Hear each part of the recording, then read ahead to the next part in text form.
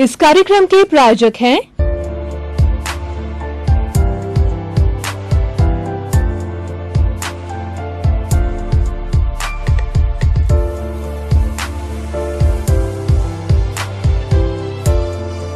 सम्मानीय श्रोतागण, channel 24 news plus में आप सभी का हार्दिक स्वागत है, अभिनंदन है और आपके प्रति कृतज्ञता है कि आपके आने से हमारा ये आपसी विचार विनिमय बहुत ही सुचारू रूप से हो सकेगा। आज हम एक बहुत गहन विषय के ऊपर मंथन करेंगे, जिसके अंदर वक्ता और श्रोता का तारतम्य और तादात्म्य रहेगा। जब वक्ता के सामने श्रोता एक अच्छी स्माइल के साथ में, अच्छे मूड के साथ में बैठते हैं तो ऐसा लगता है वक्ता को कि मुझे कुछ न कुछ जो मेरे भीतर है, मेरे दिमाग में जो ज्ञान है, उसका मैं आदान प्रदान करूं, और वह श्रोता और वक्ता के तादात्म्य तारतम्य पर निर्भर करता है। हम लोग शिक्षक लोग, प्रोफेसर लोग, जब हमारी 45 मिनट्स की क्लास होती है तो उस 45 मिनट के अंदर उसको, टीचर को और स्टूडेंट को ये लगना चाहिए कि 45 मिनट तो 5 मिनट ही हुए, हम कुछ और सुने और हमारी कुछ जिज्ञासा, उनकी प्यास बढ़ जाती है। तब ये लगता है कि दोनों के बीच के अंदर तारतम्य बना है, कनेक्शन बना है, स्थायी कनेक्शन हुआ है। तो आज मैं एक ऐसे विषय को आपके सामने रखना चाहता हूं कि आप उस विषय को सुन करके हिल भी नहीं पाएंगे और आप महसूस करेंगे कि ये विषय की जो बात कही है केवल मेरे लिए कही गई है। आज का जो विषय है, विद्या ददाति विनयम, हमारी भारतीय संस्कृति का मूल है वो विनय है। और वो विनय कैसे आती है? वो विनय आती विद्या से, विनय आती है शिक्षा से। तो अब शिक्षा और विद्या, इन दोनों को जोड़ करके विनय के साथ में ये पूरा विवेचन मैं आपके सामने रखूंगा। पहला शब्द आया विद्या।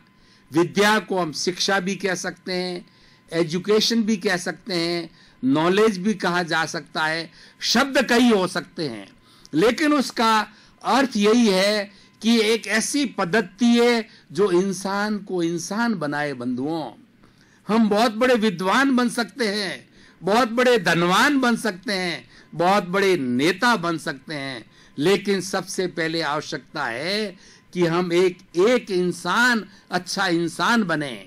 और इस सृष्टि के ऊपर जब एक अच्छा इंसान बनता है तो वो सैकड़ों, हजारों, लाखों, करोड़ों कि वो इंसान के अंदर नया जो है जोश भर करके अपनी भावना को प्रकट कर सकता है। मैं आपको ताजा उदाहरण दूं कि मैं नरेंद्र मोदी जी को राजनीति की बात नहीं कर रहा हूं।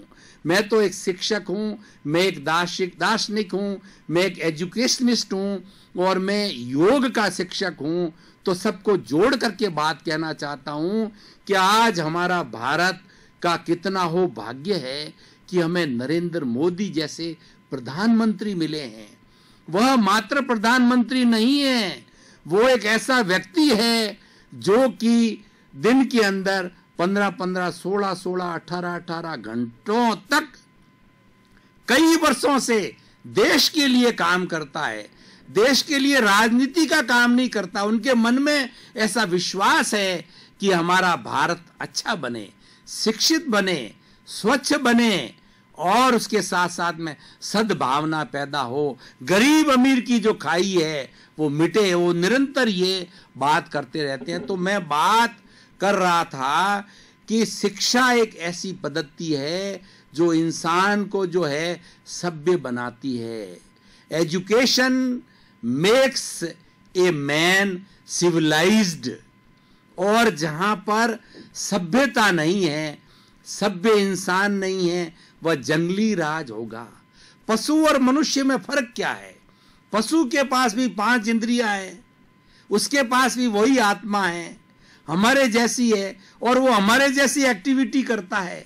लेकिन ईश्वर ने मनुष्य को ऐसा बनाया, उसको ऐसा दिमाग दिया है कि उस दिमाग का वो सदुपयोग करे तो वो एक ऐसा सभ्य इंसान बन जाता है कि वो लाखों लाखों करोड़ों लोगों की सेवा कर सकता है, अपने ज्ञान के द्वारा दूसरे के दुख को हर सकता है और अच्छी समझ पैदा कर सकता है। बंधुओं, सवाल प्रश्न ये नहीं है कि हम किसी व्यक्ति को धन दौलत दें। धन दौलत तो एक साधन है। हमें धन दौलत क्या है कि रोटी पैदा कर सकती है, हमारा भोजन दे सकता है, सैया दे सकता है, सुख के साधन दे सकता है, लेकिन हमारा जो नॉलेज है, हमारी जो शिक्षा है, वो हमें एक अच्छा इंसान बनाती है। अच्छे इंसान में और केवल जो है धनवान में फर्क है। धनवान कोई हो सकता है, लेकिन अच्छा इंसान होना बहुत बड़ी बात है। और जब तक इंसान में इंसानियत नहीं आती है, तब तक वो पशु के समान होता है। हमारे जो मनुष्य हम लोग हैं, उनके मनुष्यों के समुदाय को समाज कहा जाता है। पशुओं का भी समाज होता है, उसको समझ बोला जाता है। उसके अंदर एक मात्रा का फर्क होता है, वो भी उनका समूह होता है। लेकिन पशुओं का समूह होता है, उनके अंदर सभ्यता नहीं होती है। वो लड़ते हैं, वो झगड़ते हैं और केवल जो है भोग विलास करते हैं। लेकिन मनुष्य जब सभ्य बन जाता है तो वह एक भगवान का रूप धारण कर लेता है। इसीलिए विद्या, अविद्या, विद्या, हम विद्या को ज्ञान भी कह सकते हैं। अविद्या है अज्ञान। सारे हमारे धार्मिक ग्रंथ जितने हैं, हमारी भारतीय संस्कृति है, वह दुख का कारण अविद्या को, अज्ञान को मानती है। और ये अज्ञान जो है, ये अज्ञान का जो अंधकार जब मिटता है, तिमिर, अज्ञान का तिमिर जब मिटता है, तब वो ज्ञान होता है। हमारी भारतीय संस्कृति के अंदर गुरु को बहुत बड़ा ऊंचा स्थान, देव, गुरु और धर्म, इन तीनों को बहुत बड़ा ऊंचा स्थान दिया गया है। देव मतलब ईश्वर, पूजनीय है, वो सब का, सारी सृष्टि का, मानव मात्र का, कल्याण मात्र का भला सोचता है और उसके दुख हरता है। उसका संकट मोचन, जैसे हनुमान जी है, संकट मोचन हनुमान कहा गया है। प्राणी मात्र जो उसको भजता है, उसके संकट का मोचन करता है, संकट को दूर करता है। ऐसा हमारा वह ईश्वर तत्व है। वो देव, गुरु, गु मतलब अंधकार, रू मतलब दूर करने वाला, ऐसा व्यक्ति, ऐसा सभ्य इंसान, ऐसा देवता पुरुष व्यक्ति जो गुरु वह कहलाता है, जो कि हमारे अज्ञान रूपी अंधकार को हरता है। अज्ञान जो है एक अंधकार है, और जब उस सघन जो अंधकार के अंदर एक छोटा सा दीपक, मान लीजिए बहुत बड़ा जंगल है, सैकड़ों सैकड़ों किलोमीटर फैला हुआ है, उसमें एक छोटा सा दिया जला दीजिए, तो छोटा सा दिया जो है उस अंधकार के तिमिर को हर लेता है और वो दीपक की रोशनी जो है एक दिव्य प्रकाश कर देता है। उसी तरीके से हमारे भीतर जब ये ज्ञान का दीपक को, ज्ञान को दीपक की उपाधि दी गई है, दीपक का रूपक किया जाता है, और इस दीपक को एक सरस्वती माँ के रूप में देखा जाता है। हमारी संस्कृति के अंदर 3 देवियां कही जाती है। एक देवी होती है लक्ष्मी, जिसको श्री भी बोला जाता है। श्री 2 तरह की होती है। एक श्री ऐसी होती है वो हमारी भौतिक समृद्धि करती है, धन देती है, दौलत देती है, ऐश आराम देती है, अच्छी पत्नी देती है, अच्छा परिवार देती है, भौतिक सुविधाएं जागृत करती है, भौतिक समृद्धि करती है। और वही लक्ष्मी जो होती है, दूसरी श्री वृद्धि करती है, अध्यात्म की श्री वृद्धि करती है। और दूसरी माँ का रूप है सरस्वती। सरस्वती को ज्ञान की देवी कहा जाता है। ये बीच में मैंने त्रिदेवी की बात क्यों कही, क्योंकि ये हमारा ज्ञान से जुड़ा हुआ है, हमारा विद्या से जुड़ा हुआ है।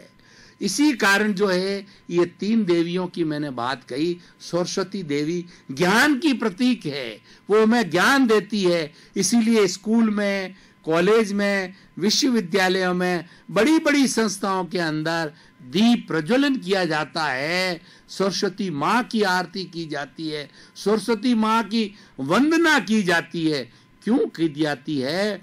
कि सरस्वती माता जो है वह हमें ज्ञान देती है।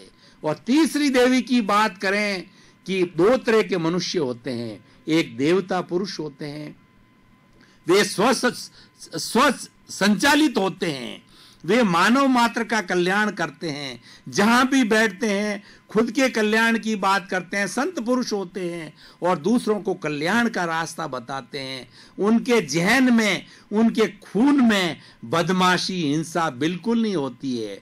उनका ऐसा शुद्ध रूप होता है, ईश्वर जैसा रूप होता है। और एक होता है दैत्य होता है, राक्षस होता है।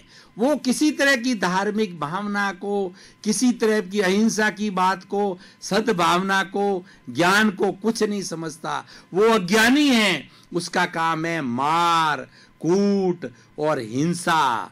अब तीसरी देवी की बात कही है दुर्गा। दुर्गा देवी क्या करती है? ऐसे हिंसक लोगों को, ऐसे दैत्यों को, ऐसे राक्षसों की जो है वो हिंसा करती है और वो तांडव नृत्य करते शिव जी की तरह। वो देवी जो पार्वती देवी है और समस्त जो दुर्गा माता के कई नाम हैं, कई रूप हैं, वो क्या है? ऐसे दैत्यों का नरसंहार करती है। बीच में बात आ गई, मैं बात कर रहा था ज्ञान और अज्ञान की। भाई और बहनों, आपका बहुत बहुत धन्यवाद। अभी हम इस आज के विषय के ऊपर थोड़ा ब्रेक ले रहे हैं ताकि हमारा मस्तिष्क जो है फ्रेश हो जाए और थोड़े समय के ब्रेक के बाद पुनः हाजिर होकर के इसी विषय पर विवेचन करेंगे।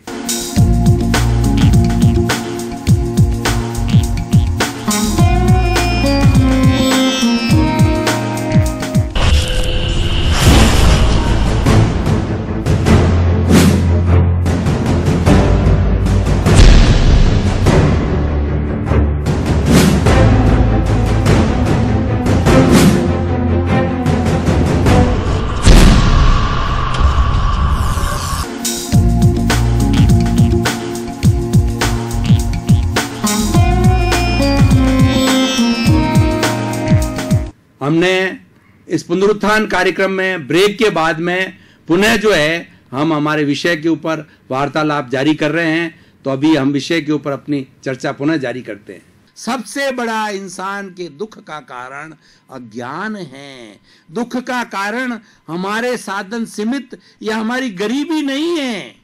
एक झोंपड़ी में रहने वाला व्यक्ति बहुत बड़ा आनंद से रह सकता है, बहुत बड़े सुख की अनुभूति कर सकता है। और एक 20-30 मंजिले मकान में एसी में रहने वाला, सुख सुविधा में रहने वाला, धन दौलत का मालिक भी नींद से, आराम से वो नींद नहीं ले सकता। उसको नींद की गोलियां लेनी पड़ती है।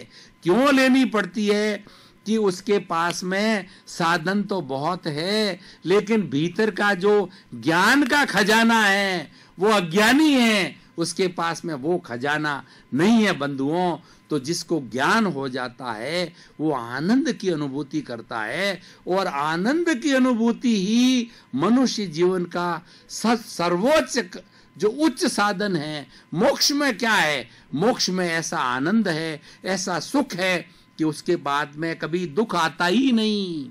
हम जो गृहस्थी लोग हैं, जो हम इस चराचर जगत में जीवन यापन कर रहे हैं, या कोई भी जीव इसमें जीवन यापन करता है, उसके बाद उसके एक सुख होता है, सुख के बाद में दुख आता है, दुख के बाद सुख आता है। मैं आपको एक, भाई और बहनों श्रोतागण, आपको जो है मेरे सम्मानीय श्रोतागण, मैं आपको बताना चाहता हूं कि हम देखिए, मुझे 1 लाख रुपए का फायदा हुआ धंधे में, तो मैं बहुत खुश हो गया, मैं सुखी हो गया। थोड़े समय के बाद में उसी धंधे के अंदर मेरे 5 लाख का घाटा चला गया, तो मैं दुखी हो गया। अब ये देखिए, पूरे जीवन भर ये सुख और दुख का संघर्ष चलता रहता है। ये अज्ञानता है। ज्ञानी पुरुष वह होगा, वो दोनों को विनाशी मानेगा कि सुख भी के बाद भी जो है सुख आए चाहे दुख आए, हर समय निकल जाता है। वो उन दोनों में संतुलन करता है, उन दोनों के अंदर उसका भीतर का जो कोई भी चिंतन है ना, बिल्कुल विचलित नहीं होता। वो अनुकूल प्रतिकूल दोनों में एक सा रहता है। सर्दी हो, गर्मी हो, सुख हो, दुख हो, कोई इंसल्ट करे, कोई सम्मान करे, उसके पास कम धन है, कम सुविधा है, चाहे वो झोंपड़ी में रहता है, चाहे वो महल में रहता है, चाहे वो एसी में रहता है या सूर्य की धूप में रहता है, दोनों को एक सा समझता है। बंधुओं, ये ज्ञान है। ज्ञान का काम जो है समता में जाना, समता ही ज्ञान है। अनुकूल प्रतिकूल परिस्थितियों में एक सा रहना, दोनों को एक सा समझना, उसमें भेद न करना, ये ज्ञान है। ये शिक्षा का कार्य है। शिक्षा का कार्य, विद्या का कार्य है कि जो अज्ञान का जो तिमिर है, अज्ञान सघन जो अंधकार है, उसको मिटाना। इसीलिए इसको अविद्या कहा गया है, उसको विद्या कहा गया है। और अज्ञान को अविद्या कहा गया है, अविद्या को दुख का कारण माना गया है, विद्या को हमारा सुख का कारण। सुख कैसा? आनंद। सुख और आनंद में फर्क है। आनंद जो होता है वो भीतर से स्फुटित होता है, उसके बाद में दुख नहीं होता है, वो परमानेंट हो जाता है। तो अब मैं बात कर रहा था कि विद्या ददाति विनयम। अब विद्या की हमने इतनी बात की है, अब विनय पक्ष में आते हैं कि विद्या हमको देता क्या है। ये जो हम आनंद की बातें कर रहे थे कि विद्या से आनंद मिलता है, लेकिन वो आनंद कैसे मिलता है, किस माध्यम से मिलता है, वो बताना चाहता हूं। विनय। विनय बंधुओं का मतलब होता है कि वह व्यक्ति के अंदर सहानुभूति हो, करुणा हो।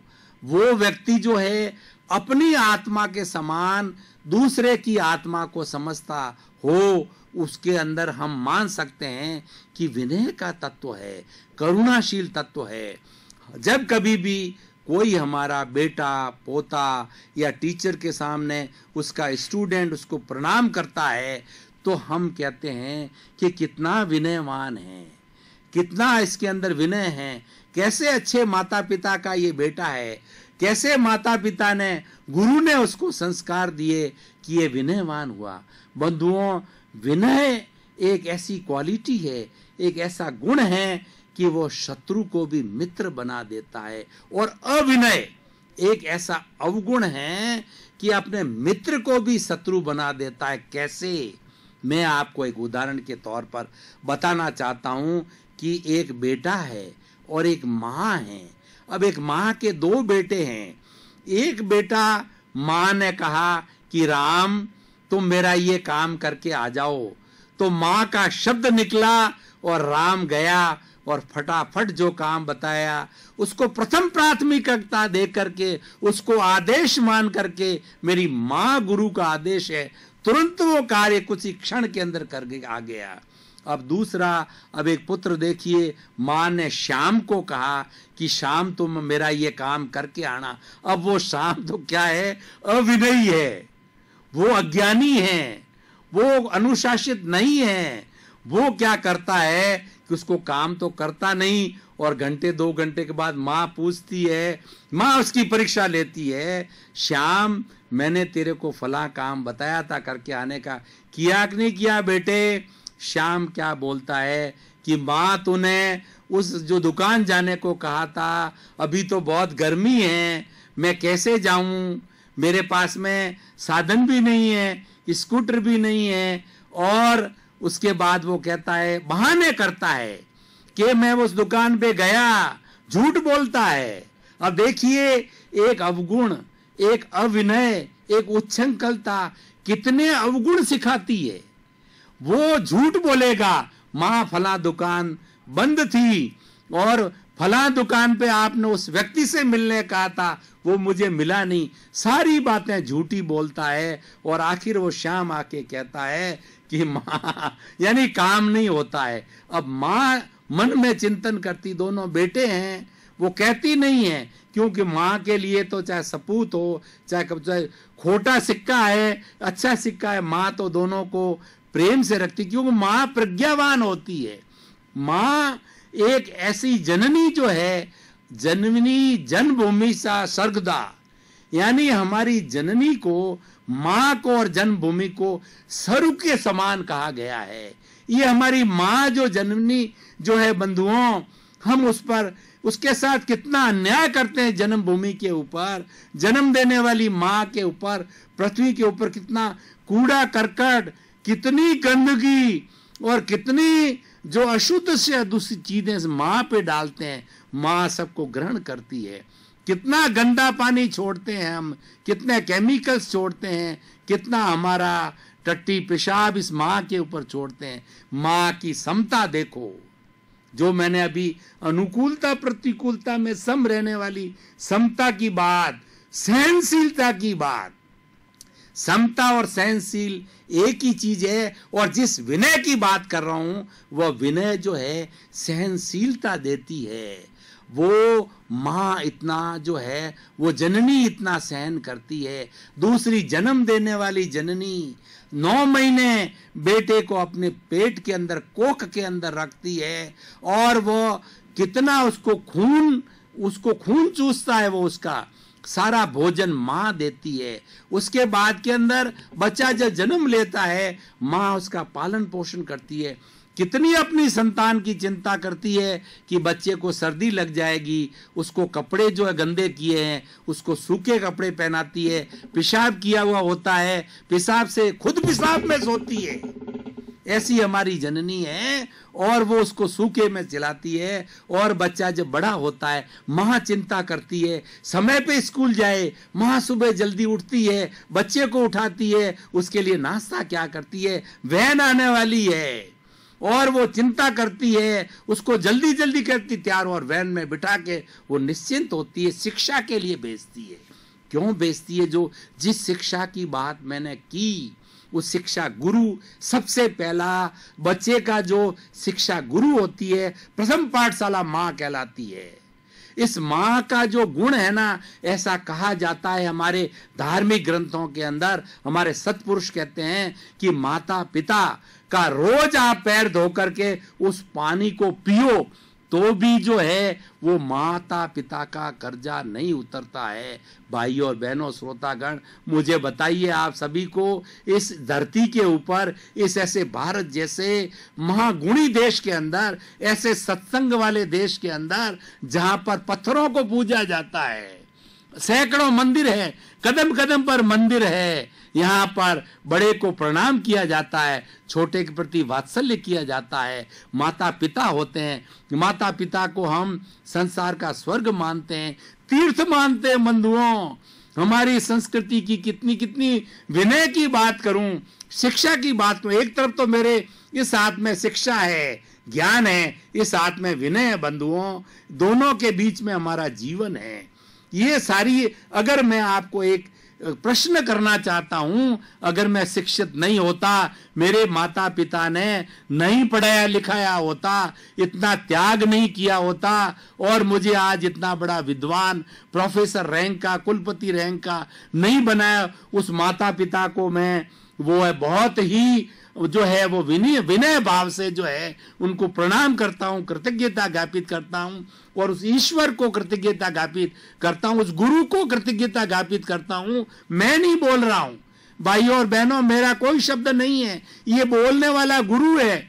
मैं तो एक टेप रिकॉर्डर हूं, जो टेप मेरी जो है चलती रहती है, शब्द गुरु के हैं, टेप मेरी है, वो टेप जो चल रही है वो चलाने वाला मैं नहीं, मैं तो कठपुतली हूं, उसकी डोर मेरे गुरु के हाथ में है। गुरु मेरे वो संदेश भेज रहा है अप्रत्यक्ष रूप से विचार, और मैं वो कठपुतली नाच रही है। वो शब्द जो है, उस शब्द जो है वो मेरी वाणी के हैं, देने वाला गुरु है। बंधुओं, ये संस्कृति है, ये कहां से आता है? ये शिक्षा से आता है, ये विनय से आता है। मैंने गुरु के प्रति इतनी बात कही, ये कृतज्ञता की बात कही, मैं बताना चाहता हूं आपको, यही विनय है। बड़े भाई के प्रति जो है मेरी श्रद्धा के भाव है कि बड़े भाई ने मुझे, किसी के माता पिता बचपन के अंदर चले जाते हैं, छोटे बचपन में किसी का अंकल पालता है, किसी की दादी पालती है, किसी का बड़ा भाई पालता है, किसी की भाभी पालती है, सब पूजनीय हैं, वो वंदनीय हैं, वो माता पिता के समकक्ष है, जो आपको इतना बड़ा जवान बना करके पूर्ण शिक्षित करके उनके प्रति जो श्रद्धा का भाव है वही बंधुओं विनय है। तो आप देखिए कि विनय ऐसा तत्व, मैं आपको एक बहुत बड़ा एक जीवंत उदाहरण देना चाहता हूं कि एक जो है दो भाइयों के बीच के अंदर दीवार खिंच गई, धन को लेकर के कोर्ट केस चला और वो कोर्ट केस जो है उन दोनों भाई चले गए, उनके पोतों तक चला गया। तो आखिर में कोई बड़ा अच्छा व्यक्ति जो है, जब अच्छा समय आया तो उनको ये कहा गया, उनके पोतों को, कि इतने इतने वर्षों से आप लड़ रहे हो, इतना इतना शांति पैदा की, बाप भी उस चिंता के अंदर, दोनों भाई भी चले गए और अभी भी जो ये मामला कोर्ट के अंदर चल रहा है, तो अच्छा व्यक्ति मिला, अच्छा गुरु मिला, सदपुरुष मिला, उनके बाद अच्छा समय आया, उनको सीख दी। तो दोनों जो पोते थे उनके, दोनों ने आपस में विनय किया, दोनों एक दूसरे के पैर पड़े कि भैया गलती हो गई, जो कुछ भी है ये आधा तुम्हारा आधा मेरा। अगर ये पहले 30-40 साल पहले वो अगर विनय करते जो आज की गई है बंधुओं, तो ये निपटारा हो जाता। आप देखिए विनय के कितने कितने बड़े उदाहरणों से भरा पड़ा है। किसी ने अपने बेटे की आत्महत्या तक कर ली, उसका भाई कहता है कि नहीं, मैं उसका रिवेंज लूंगा, उसका सर धड़ से अलग करूंगा। लेकिन क्या होता है कि वह व्यक्ति जो हत्या करने वाला होता है वो उसकी माँ के जाके पैरों के अंदर पड़ जाता है। और हमारी भारतीय संस्कृति के अंदर मुंह के अंदर जो है लीला तिनका, जिसको घास बोलते हैं, वो डाल देता है और वो बोलता है, हे माँ, मैंने तेरे बेटे को मारा, मेरी ऐसी कुबुद्धि हो गई, अब मैं तेरी काली गाय हूं। भाई और बहनों, श्रोतागण, दर्शकगण, आपका बहुत बहुत धन्यवाद, आपको साधुवाद कि आपको बहुत इंटरेस्ट आ रहा है और ऐसे गहन विषयों के ऊपर जो है आप एकाग्रता से सुन रहे हो। मुझे भी बहुत आनंद आ रहा है, आप और मेरे बीच में तादाद में तारतम्य बन रहा है। तो आपका जगत कल्याण हो और आपकी खूब मनोभावना सफल हो और हमारे भारतीय संस्कृति के मूल्यों को अपनाएंगे तो हमारा जीवन सफल होगा, जगत कल्याण हो, सबके प्रति मंगल भावना, शुभकामना, सभी स्वस्थ हो, सब मंगलमय हो और सबका मोक्ष हो, सबके प्रति मंगल भावना, शुभकामना।